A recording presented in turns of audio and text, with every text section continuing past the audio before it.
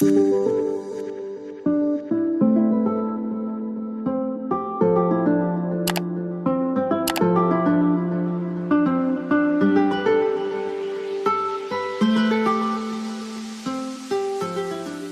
we go. Welcome back, and finally, we can start talking about design on Restoring Sean, and I am so excited to go through this with you guys. Today we begin the adventure in the manor with the living room, and just so that we are wasting no time, let's crack this wide open. Exhibit A, the listing photo. I've used some fun red arrows to show a couple of points in the trim work. They include the spliced main trim, the spliced decorative trim, and then a completely different decorative trim, but I know it's kind of hard to see that and the picture is a little bit grainy. The reason I am pointing this out is that people constantly feel the need to point out how sacrilege it is to paint over original woodwork. I used to come up with excuses, even in this current house, where some of the trim wasn't original anymore, or it's damaged. There was always a reason. But here's the skinny on that. I don't care. Buying a house alone on my own salary, I didn't have the funds to restore and replace woodwork and then stain it to match. I didn't have the money for it. I did what I could, and what I could do was paint. And you know what? If you want to paint your trim work, paint it. Who cares? Paint it. Paint can always be removed. Nothing is finite. Do what you want. Anything that I did in the manor was going to improve it. End of story. So stick that in your pipe and smoke it. Now, what's not visible in that photo is the gap issue. When I refer to the gap issue, I talk about when they removed the plaster and lathing. That typically occupies about an inch of space, half inch for the wood lathing and a half inch of plaster. When you remove that and then add in half-inch sheetrock, you are left with a half-inch gap. That's our basic math lesson for the day. You replace it with half-inch sheetrock, you have a half-inch of space left behind where the trim does not reach the other trim. So maybe you butt the trim up against the wall on one end of the room and just leave an inch-wide gap at the opposite end, except maybe is actually, this is what we did, and you are left with 1-inch gaps in a few rooms in your house where the trim just doesn't touch. Now, because I had to move in right away, that meant that I had to work around all of my things. It's not ideal when you have to paint ceilings, but we work with what we've got. So ignore the absolute chaos of furniture and boxes in these photos, as there was no point in setting all of it up when it was just gonna have to get moved anyway. I am a big fan of a flat sheen on a ceiling. Most of the house was a semi-gloss on the ceilings, and the problem with that is that semi-gloss actually highlights all of the issues and errors that you might have on a surface. If you've got cracks in your plaster, maybe the tape from the drywall is showing through, or maybe your house is so old that the nails are popping from the house settling and kind of working their way out of the wood. Up until this house, I would use flat ceiling paint in pure white from Sherwin-Williams. I chose to partner with Sherwin-Williams very early in my home endeavors, mostly because we had a partnership with them at Pottery Barn, so I was able to speak a little bit more to the colors and the product. But it was a relationship that I started way back then, and it's one that I maintain to this day. I trust the product. When the product has failed me, it has almost always been my fault. In the instances where it has failed, I can tell you what I learned about it and how to avoid it in the future. Anything you want to know about paint, just ask me. I have purchased dozens and dozens and dozens of gallons for my own use, so I'm well versed. But in here, I grabbed a brush and started painting the frame rail. If you're unfamiliar with a frame rail, here is a photo of how it functions. It's an old-timey way of hanging artwork, portraits, etc., without having to drive a nail into the plaster of your walls and potentially crack it. Since I'm such a fan of hanging artwork, you might be asking, why did I paint this and then eventually caulk the crack that was left between it and the ceiling? And the answer to that is really simple and finite. I didn't know what a frame rail was. I thought that this was just crown molding that had separated from the ceiling and I was fixing it. So hindsight's 2020. Painting ceilings is always rough, and this room in particular really sucked because it was my first experience painting on such a large scale. The living room, if I remember correctly, was about 16 feet by 15 feet. So it was a large space, and to do ceiling work over all this furniture that I'd be able to paint one half of the room and then I'd have to shimmy everything so I could do the other, with a really old extender pole that wasn't very long for 9-foot ceilings, and kind of a cheap roller that when you exerted pressure on it, the roller portion would bend. So you were constantly kind of twisting your body to get the angle right so that it was applying the paint. Word to the wise, you always get what you pay for, whether it's in paint, which is why I choose inexpensive paint, admittedly, or the products that you're using to apply things with. The ceiling ended up needing 3 coats of paint to cover that green. While I was doing that, I also chose to paint inside the archways that separated the living room from the dining room and the living room from the foyer. I felt that it needed that kind of break in color since the living and dining were going to be the same color. But when it's done, I love how beautiful of an expanse it is, and for this room,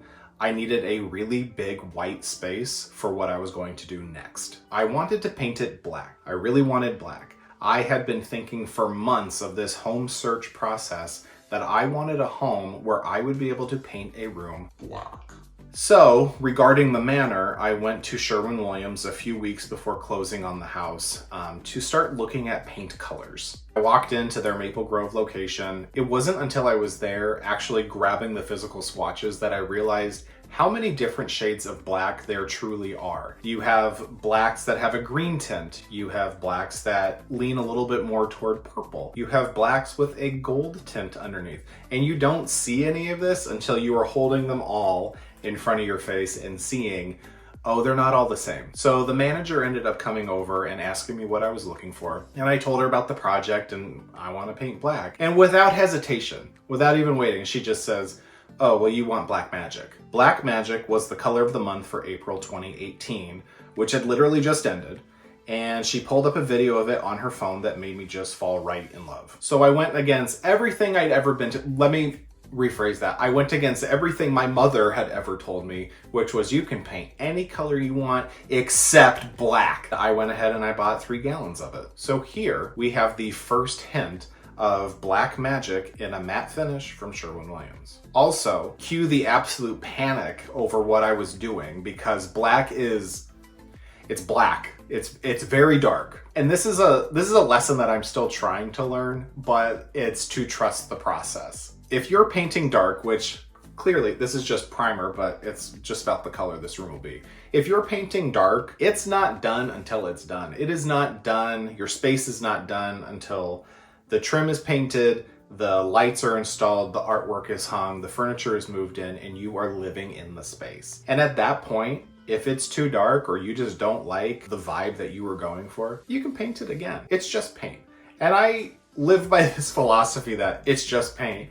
Currently in this house where I have repainted, I think 3 rooms because I didn't like the color I initially chose. It's just paint. Yes, it costs money, and yes, it costs you time, but you can always fix it. Luckily in this instance, my inkling to paint black was justified and perfect, and I loved it when it was done. Looking back at this, I still love it because it is just so warm and cozy feeling. The reason Black Magic worked so well in these rooms came down to a few reasons. You had the floors that were light. At the time, they would eventually be dark, but you had the floors that were light, you had the big white ceiling, all of the white trim work, a big white rug, primarily a white sofa, white drapes, and then it was the light that came in through all of these windows throughout the day, illuminating the space. I think when you paint black or something that dark, your immediate fear is it's gonna look like a pit. It never felt like that in here at all. It was a color that whenever people came over, they would initially think, oh, did you paint this dark blue? Because who paints black? But when they realized it, there was kind of this like, oh, appreciation for the audacity to do that, which in 2024, it doesn't feel like it was a big deal, but in 2018, I guess it was? I don't know. It was just becoming a thing. Another thing I loved about Black Magic was how well my TV blended into the wall. I like a big TV. I don't like hiding things. I think it's awkward when you go into a space and your TV is hidden behind barn doors or some big entertainment center, whatever. I didn't want to hide it. So the TV blending into the wall so well, no matter where I put it in that room, was always great because your focus wasn't drawn to it. It was drawn more toward the experience of the room, if you will. I had started priming the woodwork, or really the window frames in that room, when I painted it black initially, and then I didn't really work on that again for a year. I had used Kills primer in those first few months at the Manor. That was the primer I was using, but I never really liked it. I didn't feel like it was doing a very good job. I much prefer Zinsser's Bullseye primer than Kills, and that's just a personal preference. It's just what I've always used, and I've not used Kills since then. With the first winter came my first experience with how well original 104-year-old windows keep out the cold, and the answer is they don't. One of my best friends, Caitlin, came out to visit that November, and she helped me with sealing the windows. So I had already hung that kind of cellophane wrap that you put over old windows that you stick it onto the wood trim. And I thought I had done an okay job using the hairdryer to shrink it to fit. Caitlin got there and nope, I didn't do a good job. So this video is of her using the hairdryer to shrink wrap that because it had to be tight. You got to get this tight. And I, always love using my friends for free labor.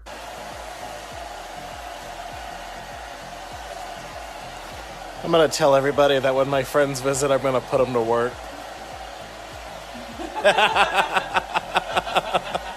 To be fair, I did do the rest of the house myself, so feather in my cap on that. When spring of 2019 was rolling around, I had been painting the trim upstairs all winter and had finally moved downstairs, so I was able to really finish what I had started.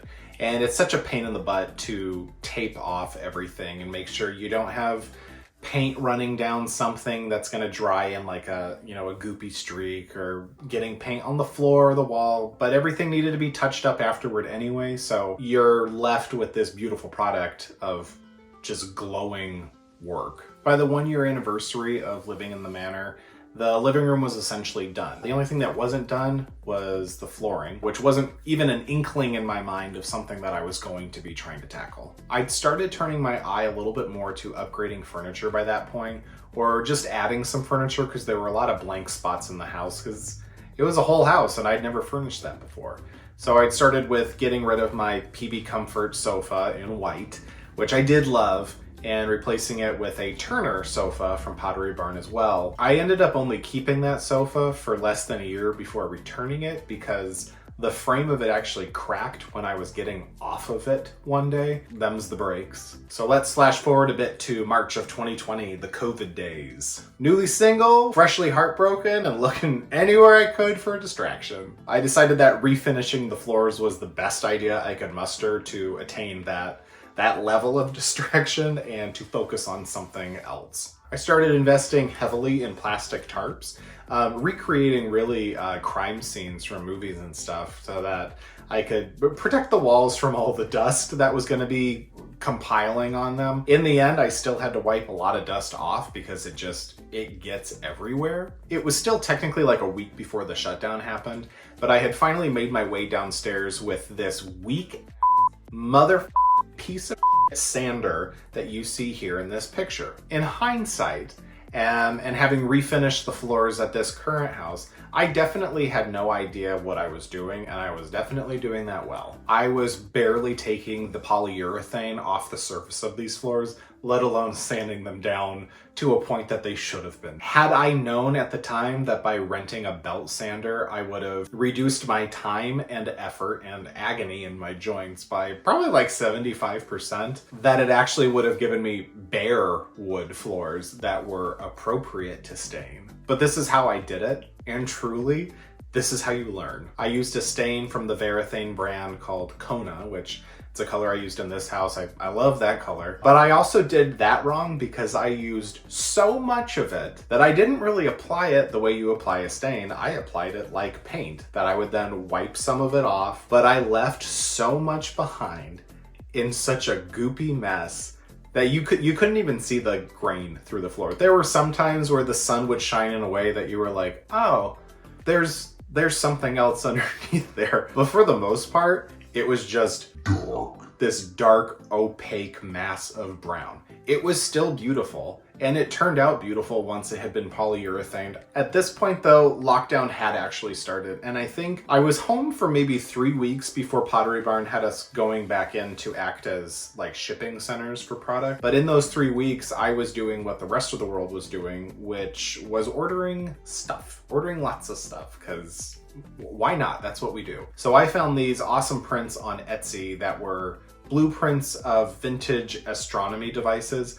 I doubt they're real. They're probably just artist creations, but they looked really cool to me. Then I also ordered these brass frames from IKEA to put them in. I initially took a picture of the wall and then doodled frames on it. This was before I knew how many I was actually going to be purchasing. But then after that, I taped pieces of paper to the wall to figure out the final spacing of what I did order. Pro tip here, if you are ever hanging a gallery wall, this might be common knowledge, but for those of you that don't know, if you're ever hanging a gallery wall and you don't know how you want to position things, take paper inserts in those frames, because they're roughly the size of the frame, usually. Some painter's tape, and put them on the wall. You can find your positioning this way and save yourself a ton of time before you are pounding nails into the wall. I'd also found some apothecary jars from IKEA that I could then partner with a couple I'd had from Pottery Barn, but I had never used them in my house.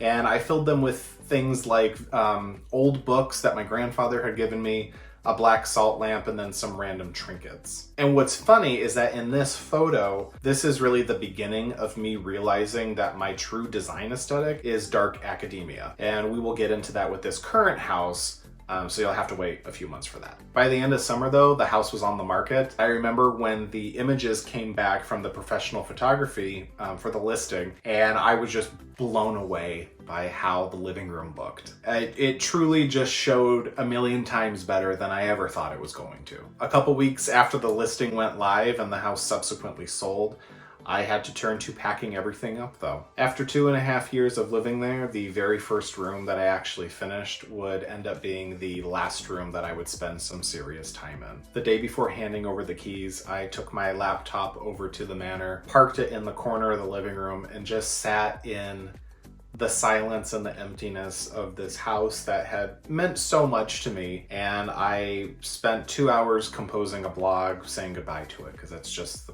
person that I am. In closing, this was a good living room. There were a lot of movies watched here. There were a lot of intense conversations that happened here. There were some board games, a few post-dinner party gatherings, a couple Halloween parties, and ultimately a lot of tears shed. It was still a good living room. Next week, we will go through the process I took on for fixing up the dining room, which I'm sure you saw in the background of some of the images today. And I can't wait to show you the work that went into the built-in so that it could accommodate a very particular mirror that I had for it. But for now, hit like and subscribe below, and if you've ever watched a Watch Mojo video, click the bell for new notifications. Until then, I'll see you next week.